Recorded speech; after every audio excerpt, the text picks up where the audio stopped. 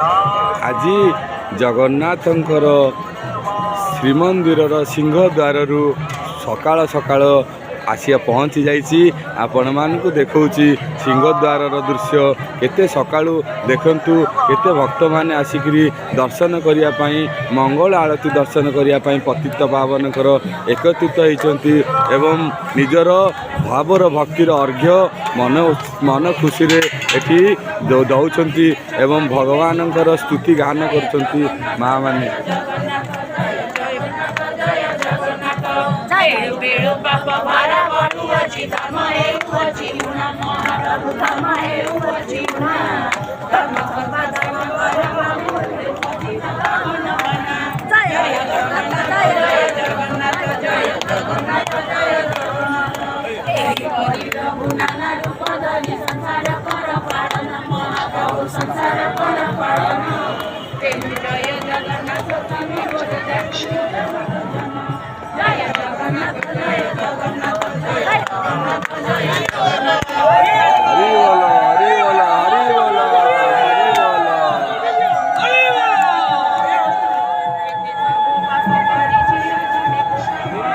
ଆପଣମାନେ ସନ୍ଦର୍ଶନ କରୁଛନ୍ତି ପତିତ ପାବନଙ୍କର ଆଳତି।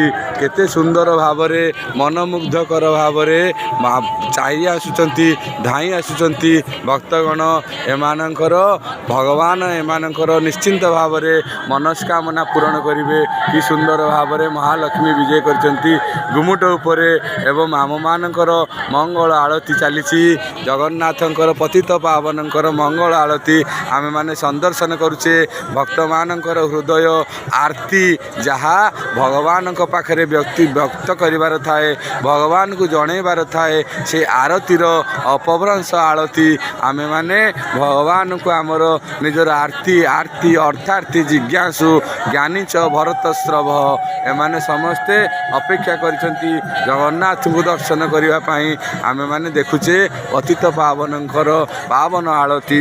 ଏହି ଆଳତି ସନ୍ଦର୍ଶନ କଲେ ଆମମାନଙ୍କର ମନ ଏକାଗ୍ର ହୁଏ ଏବଂ ଆମମାନଙ୍କର ମନ ଭଗବାନଙ୍କ ପ୍ରତି ଅବିଚ୍ଛିନ୍ନ ଭାବରେ ଯେଉଁପରି ସାଗର ମଧ୍ୟକୁ ଗଙ୍ଗାର ଜଳ ଧାବମାନ ହେଉଥାଏ, ସେହିପରି ଆମମାନଙ୍କର ମନ ଭଗବାନଙ୍କ ନିକଟକୁ ସଦା ସର୍ବଦା ଧାବିତ ହେଉଥାଉ। ହେ ମା ମହାଲକ୍ଷ୍ମୀ, ଆଜି ଏ ମାର୍ଗଶିର ମାସରେ ଆମମାନଙ୍କୁ ଆପଣମାନଙ୍କର କରୁଣା କଟାକ୍ଷ ପ୍ରଦାନ କର। ଦର୍ଶନ କରୁଛନ୍ତି ପତିତ ପାବନଙ୍କର ଆଳତି।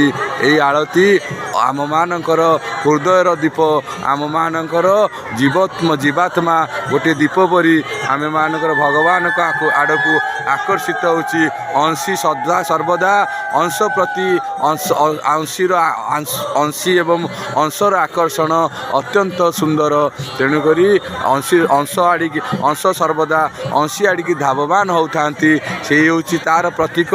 ଆମେମାନଙ୍କର ଏଇ ଦୀପ ସବୁବେଳେ ଊର୍ଦ୍ଧ୍ୱମୁଖୀ ସୂର୍ଯ୍ୟଙ୍କ ଆଡ଼ିକି ଚାଲୁଥାଏ। ତେଣୁ ଏହି ଆଳତି ଆମେ ଦର୍ଶନ କଲେ ପ୍ରତୀକାତ୍ମକ ଭାବରେ ବହୁ ପ୍ରକାର ତତ୍ତ୍ୱ ଆମମାନଙ୍କର ମନକୁ ଆନ୍ଦୋଳିତ କରିଥାଏ। ଏହା ଛୋଟ ମୁହଁରେ ବଡ଼ କଥା। ଆପଣ ଦେଖନ୍ତୁ କି ସୁନ୍ଦର ଭାବରେ ଏଇ ଯେ ବଳଦେଉଳର ପାରାମାନେ ଦେଖନ୍ତୁ କେଉଁ ଭଳିଆ ଆନନ୍ଦରେ ଏଠି ବୁଲୁଛନ୍ତି, ଆନନ୍ଦରେ ଭଗବାନଙ୍କର ମହାପ୍ରସାଦ ସେବନ କରୁଛନ୍ତି।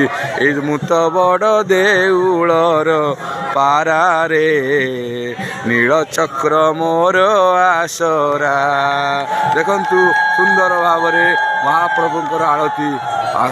ଜୟ ଜଗନ୍ନାଥ, ଜୟ ଜୟ ଜଗନ୍ନାଥ, ଜୟ ଜୟ ଜଗନ୍ନାଥ।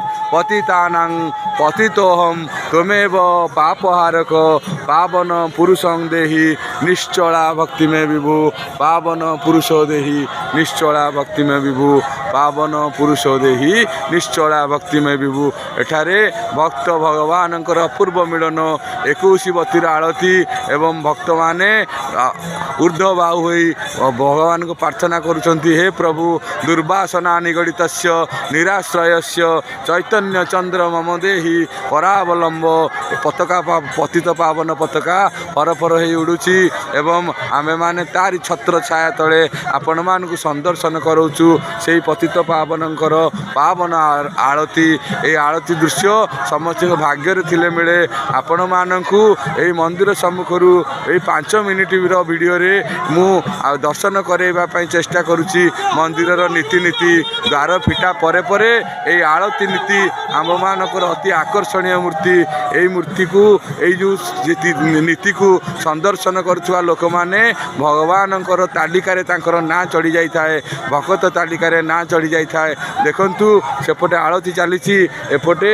भक्त मानकर दृश्य भक्त माने अपेक्षा कर रही केतेबेले द्वार फिटिबो समस्ते दौड़िक आसीजे जगन्नाथ को दर्शन करने एठी आमर माँ माने कीर्तन करुचंती भगवानकर जणाण बोलुचंती या तांकर दैनंदिन नीति सबुदिन आसिकी आम माँ माने दर्शन करती भगवान को एवं कीर्तन करती भजन करती जगन्नाथंकर भजन पाई दर्शन पाई अपेक्षा करछंती एही भलिया एही दृश्य आमे सदा सर्वदा हमकु देखिबा को मिलु थाउ ए प्रभु एतिकी प्रार्थना आहे जगन्नाथ हे मणिमा निदा पथर आपण आ निदरे सुंतु नाही आपण उठंतु भगवान आरती भगवान आरती जणैबा पाइका उपस्थित हेलेनी तेणु आपण ताकर आरती तांको दुख को श्रवण करंतु तांकर दुख को विमोचन करंतु वर्तमान पवित्र आरती सरी जाइछि आलोक लगिगला